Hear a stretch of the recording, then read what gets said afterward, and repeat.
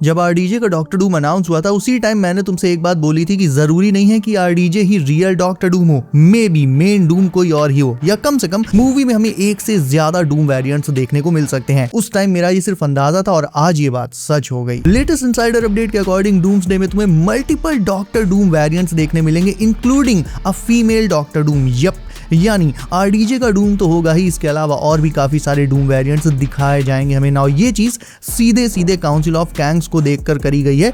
ही हू remains को जब सिल्वी मार देती है तो सीक्रेट टाइमलाइन शैटर हो जाती है, जिसे ही हू रिमेन्स ने अपने दूसरे खतरनाक वेरिएंट्स को रोकने के लिए बनाया था। और उसके बाद मल्टीवर्स फिर से एग्जिस्टेंस में आ जाता है और इनफाइनाइट टाइमलाइन ब्रांचेस फैलने लगती हैं, जिसके चलते वो सारे कैंग वेरिएंट्स जिन्हें ही हू रिमेन्स ने अब तक रोक कर रखा था वो सब फिर से पावर में आ जाते हैं। इन्हीं वेरिएंट्स को हमने बाद में काउंसिल ऑफ कैंग्स के तौर पर देखा था। और अब क्योंकि Kang out of the picture हो गया है और पूरा फोकस आ गया है डूम पर, इसीलिए मूवी में हमें वेरिएंट्स डूम के भी देखने को मिलेंगे। अब सोचने वाली बात यह है कि अगर बहुत सारे डूम्स आ रहे हैं तो मार्वल ने सिर्फ आरडीजे को ही स्पॉटलाइट क्यों दी? तो इस पर मेरी थ्योरी क्या कहती है ये बताने जा रहा हूँ, बहुत एपिक है, ध्यान से सुनना। सो आई थिंक कि ही हू रिमेन्स सीक्रेट टाइमलाइन बनाकर न सिर्फ अपने कैंग वेरिएंट्स को रोक रहा था, बल्कि इसके साथ वो उनसे भी बड़े खतरे यानी डॉक्टर डूम वेरिएंट्स को भी रोक रहा था। जब उसने सीक्रेट टाइमलाइन बनाई तो मल्टीवर्स की वो सारी टाइमलाइंस जिनमें डॉक्टर डूम एग्जिस्ट करता था वो टाइमलाइंस प्रून होकर खत्म हो गईं, जिसके चलते कभी कोई डूम एग्जिस्टेंस में आया ही नहीं। और यही रीजन था कि अभी तक हमें मार्वल में कोई डॉक्टर डूम देखने को नहीं मिला। रही बात सीक्रेट टाइमलाइन के डूम की, जाहिर है यहाँ भी डॉक्टर डूम रहा ही होगा। तो आई थिंक 616 में वो आरडीजे जिन्हें हम सालों से टोनी स्टार्क मानकर चल रहे हैं वो एक्चुअल में डूम हो, but he who remains secret timeline को प्रून तो कर नहीं सकता था। इसीलिए उसने क्या किया कि उसने इस टाइमलाइन के इवेंट्स को कुछ इस तरह से एडजस्ट कर दिया कि विक्टर वॉन डूम यानी आरडीजे ये कभी अपनी असली पहचान जान ही नहीं पाया और आगे चलकर जहां इसे विक्टर वॉन डूम एक विलन बनना चाहिए था, ये बन गया एक स्टार्क, एक हीरो। हाँ, तुम सोच रहे होगे कि कहना तो ये सब आसान है थ्योरी के तौर पर, लेकिन ये सब हुआ कैसे?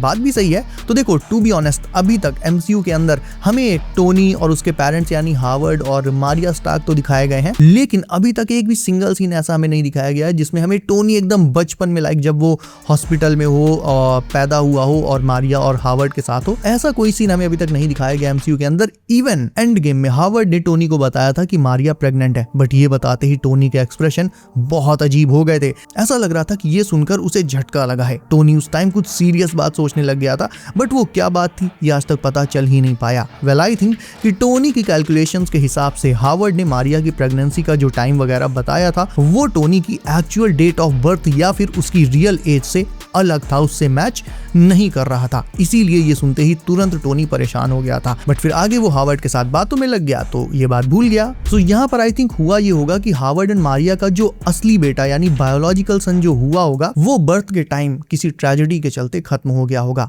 अब मारिया हो सकता है उस टाइम बेहोश रही हो और हावर्ड नहीं चाहता होगा कि उसकी वाइफ मारिया को ये पता चले कि उसका जो बेटा अभी हुआ है वो खत्म हो चुका है। ऐसे में हावर्ड ने कहीं से विक्टर वॉन डूम को अडॉप्ट किया और उसे लाकर मारिया की गोद में रख दिया और कहा कि यही हमारा बेटा है। इसीलिए तुमने अगर नोटिस किया हो, और ये बात मैं पहले भी बता चुका हूं कि आयरन मैन 2 का ये सीन बहुत इंपॉर्टेंट है। इसमें हावर्ड टोनी से कहता है कि my greatest creation is you. Not technically देखा जाए तो यहाँ पर हावर्ड ने कोई बहुत गलत चीज नहीं बोल दी है। हावर्ड एक साइंटिस्ट था, वो चीजें इन्वेंट करता था, क्रिएट करता था, और टोनी को उसने अपनी क्रिएशन बोला। कोई बाप अपने बेटे को बेटा बोलेगा, सन बोलेगा, ना कि क्रिएशन। क्रिएशन तो मशीनों का किया जाता है ना।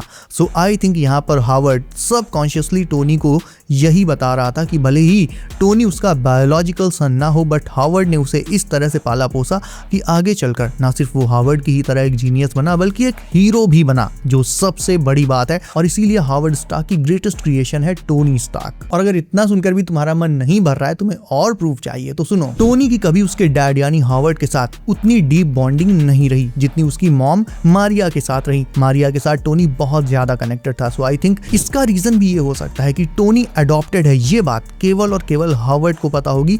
मारिया उसे अपना बायोलॉजिकल बेटा ही मानती होगी, सो वो उसे एक रियल मदर की ही तरह प्यार करती रही। And same goes with Tony. Howard जानता था कि टोनी अडॉप्टेड है, तो हाँ बॉन्ड तो था उन दोनों के बीच भी, बट उतना डीप बॉन्ड नहीं था। सो आई थिंक कि स्टार्टिंग में कुछ एक जो थ्योरी चली थी कि डॉक्टर डूम एक टोनी स्टार्क वेरिएंट है, तो आई थिंक ऐसा बिल्कुल नहीं है, बल्कि जस्ट इसका ऑपोजिट है। डॉक्टर डूम कोई टोनी वेरिएंट नहीं है, एक्चुअल में जो टोनी स्टार्क था वो एक डॉक्टर डूम वेरिएंट था, लेकिन क्योंकि बचपन में ही उसे स्टार्क्स ने अडॉप्ट कर लिया तो ना ही उसे डूम नाम मिला और ना ही वो कोई विलन बना बल्कि हीरो बना। तो मल्टीवर्स के बाकी जितने भी यूनिवर्सेस थे जहां डॉक्टर डूम एग्जिस्ट करता था, वो सब टाइमलाइंस तो ही हू रिमेन्स ने प्रून कर दी, जिससे वो सब डूम वेरिएंट्स भी प्रून हो गए और सीक्रेट टाइमलाइन वाले को ही हू रिमेन्स ने कलाकारी करके कभी विलन बनने ही नहीं दिया, जिससे टोनी अपनी असलियत कभी जान ही नहीं पाया। और शायद से थानोस भी इसीलिए इतने सारे एवेंजर्स में सिर्फ और सिर्फ स्टार्क की ही इज्जत करता था।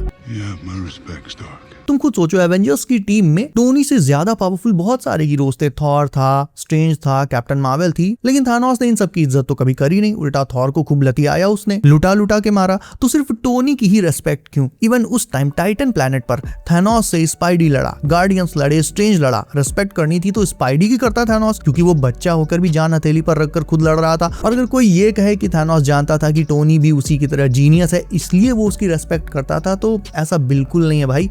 ये जो नॉलेज वर्ड थानोस ने यहाँ पर यूज किया था कि नॉलेज का शाप सिर्फ तुम्हें ही नहीं मिला है, तो ये जो नॉलेज की बात वो कर रहा था, ये कोई टेक्नोलॉजी से रिलेटेड या लाइक रोबोटिक्स से रिलेटेड नॉलेज की बात नहीं कर रहा था। थानोस बात कर रहा था कॉस्मिक नॉलेज की। एंड उस पॉइंट पर टोनी से ज्यादा नॉलेज, कॉस्मिक नॉलेज, वो स्ट्रेंज को थी। लेकिन थानोस ने कभी स्ट्रेंज की इज्जत की नहीं की ना, तो स्टार्क की क्यों की? क्योंकि आई थिंक टाइटन प्लैनेट पर बैटल के टाइम थानोस के पास टोटल 4 इन्फिनिटी स्टोन्स थे, power, space, reality and soul. So I think वो सोल स्टोन ही था जिसने थानोस को टोनी की रियल आइडेंटिटी दिखाई।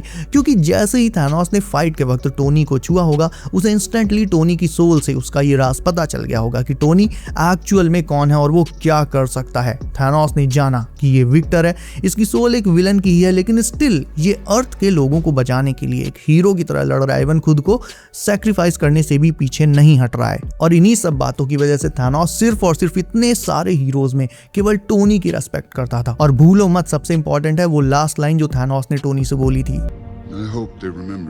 I hope they remember you. यानी जिन लोगों के लिए तुम अपनी रियल आइडेंटिटी से अलग हटकर एक हीरो की तरह लड़ रहे हो, विक्टर की जगह तुम टोनी बन चुके हो, तो मैं उम्मीद करता हूं कि कम से कम वो लोग तुम्हें याद रखेंगे। It all makes a lot of sense. अब इस पूरे सिनेरियो को लेकर देखो, आर्ग्यूमेंट्स तो बहुत सारे किए जा सकते हैं, बट अगेन अगर आर्ग्यूमेंट्स किए जाएंगे तो मेरा भी फिर यही सवाल है कि सिर्फ टोनी ही नहीं था, हर हीरो लड़ रहा था, हर हीरो सैक्रिफाइस करने के लिए तैयार था। टोनी से ज्यादा कॉस्मिक नॉलेज स्ट्रेंज के पास थी, टोनी से ज्यादा बहादुर उस पॉइंट पर पीटर था, क्योंकि एक बच्चा होकर वो वहां पर लड़ रहा था। इतना कुछ होने के बावजूद बाकी हीरोज से नफरत और टोनी की रेस्पेक्ट, ये बात सच में बहुत डीप थी। एंड इसका पॉइंट टू पॉइंट ब्रेकडाउन करने पर ये सारी चीजें मेरे नोटिस में आई। और अब क्योंकि सिल्वी ने ही हू रिमेन्स को तो मार ही दिया था, तो वो सारी टाइमलाइंस जिन्हें ही हू रिमेन्स ने प्रून किया हुआ था वो फिर से एक्टिवेट हो गई, और उन्हीं के साथ उन सारी टाइमलाइंस के जितने भी डॉक्टर डूम्स हैं वो भी एग्जिस्टेंस में आ गए। बात बस इतनी है कि काउंसिल ऑफ कैंग्स की तरह वो अभी रिवील नहीं हुए हैं, रिवील होंगे सीधे मूवी में। और आई थिंक आरडीजे का डॉक्टर डूम ही मेन डूम है,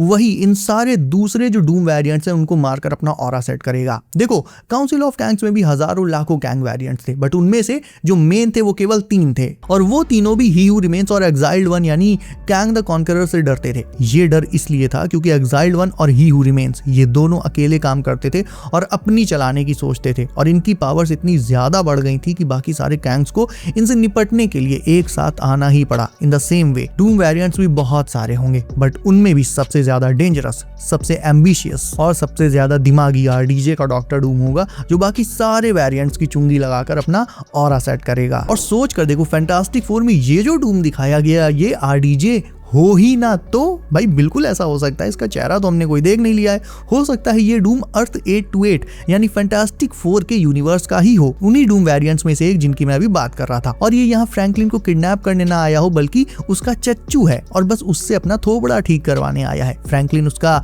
थोबड़ा ठीक करेगा और इतने में मेन डूम यानी आरडीजे का आगमन होगा, और वो उस वाले डूम वेरिएंट को स्यू के सामने मार के फ्रैंकलिन को उठा ले जाएगा। भाई ऐसा बिल्कुल हो सकता है, क्योंकि मार्वल वाले दिखाते कुछ और, है जिससे हम सोचने कुछ और लग जाएं, बट अल्टीमेटली मूवी में हमला एकदम अचानक से ही हो जाता है। सो गाइस, तुम्हें क्या लगता है, आरडीजे ही रियल डॉक्टर डूम है और फैंटास्टिक फोर में क्या आरडीजे ही थे या फिर कोई और डूम वेरिएंट था? ये मुझे तुम कमेंट करके बताओ। इसके अलावा वीडियो को अभी तक लाइक नहीं किया है तो उसे भी अभी लाइक करके चैनल कर लो, सब नोटिफिकेशन कॉल पर डालना बिल्कुल ना भूलना, ताकि आने वाली एमसीयू की नई लेटेस्ट लीक्स एंड अपडेट्स तुमसे कभी भी मिस ना हो। सो बी सेफ गाइस, अपना ख्याल रखिए आप। मेरा नाम है Himanshu and as always I will see you in next one.